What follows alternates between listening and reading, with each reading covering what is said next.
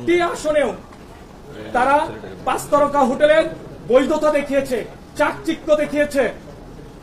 নির্বাচনের ক্ষেত্রে তারা সম্পূর্ণ প্রভাবিত করেছে। আমি বারবার বলছি, আমি সাবেক ক্রিকেটার, আমি দীর্ঘদিনের সংগঠক, আমার লিস্টে কোনোদিন কোনো প্রকার অসততা নাই। আমি আপনাদের সামনে দাঁড়িয়ে বলতে পারি, আজকে যেটা করা হয়েছে এটা সম্পূর্ণ প্রভাবিত একটি নির্বাচন, যা শুধুমাত্র বাংলাদেশ ক্রিকেটকেই তলানিতে নেওয়ার ইঙ্গিত বহন করে না। বাংলাদেশের ক্রিকেট বোর্ডের মতো একটি প্রতিষ্ঠানে যদি এ ধরনের নির্বাচন হয়, প্রভাবিত নির্বাচন হয়, আমি মনে করি এটা আগামীর গণতন্ত্রের জন্য অশনি সংকেত। আমাদের প্রতিটি প্রতিষ্ঠান, রাজনৈতিক দলগুলো যদি এটা অনুভব করতে পারে, তাহলেই কিন্তু গণতন্ত্রের সঠিক পথে বাংলাদেশ থাকবে।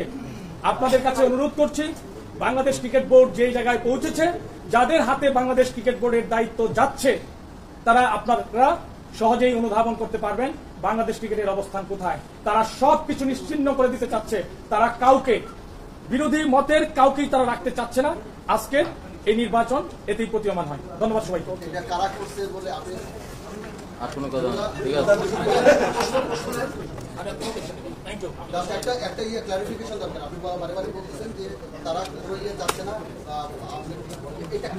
আপনারা দেখেন সাবেক ক্রিকেটার কারা এসেছে, সাবেক ক্রিকেটার কারা এসেছে। আমাদের একজন ক্রিকেটার কিন্তু একটা ফিক্সিং এর কথা বলেছিলেন, নির্বাচন ফিক্সিং। আমি দৃঢ়ভাবে বলতে চাই, এই নির্বাচন শুধুমাত্র ফিক্সিং এই নয়, এর ভেতরে আরো গভীর কিছু রয়েছে। আপনারা এটার অনুসন্ধান করাটা অত্যন্ত প্রয়োজন।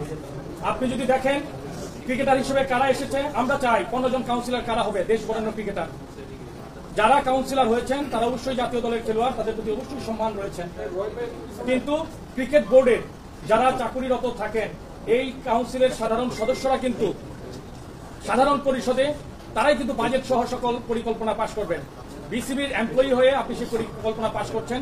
যাদের নামে আইসিসি থেকেও বিভিন্ন সময় বিভিন্ন ধরনের অভিযোগ এসেছে, তাদেরকেও কাউন্সিলর করা হয়েছে। আমি কিন্তু একটি বার কোনো ক্রিকেটের সম্পর্কে কিছু বলিনি।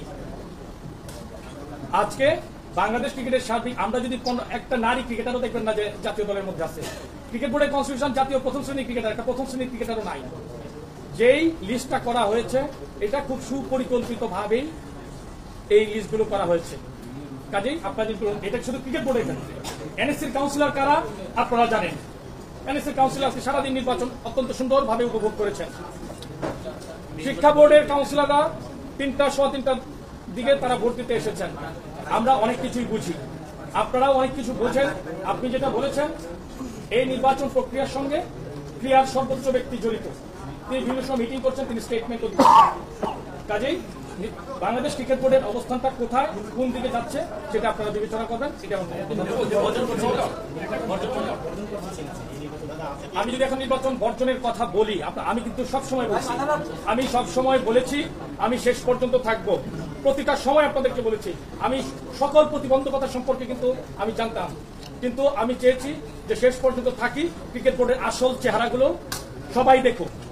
আজকে সারা জাতি ক্রিকেট বোর্ডে কি হয়েছে, গত ক্যাটাগরি 1, 2 সম্পর্কেও আমি প্রতিবাদ মুখর ছিলাম।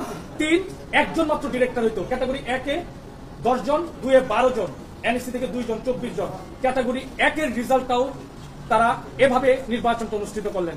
কাজেই নির্বাচন তো অবশ্যই কোনো খারাপ জিনিস তো গ্রহণ করার উপায় থাকে না, ডেফিনেটলি বর্জনই করতে হয়।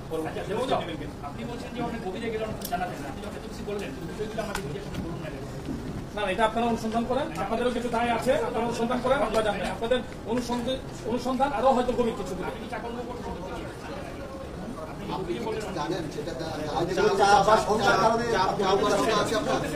আমি দেবব্রত পাল, কোন চাপের মুখে গণমুক্তি হই নাই। আমি সামনের দিকে চলা মানুষ, আমি প্রগতির পথে সামনের দিকেই আমি যাবো। Thank you.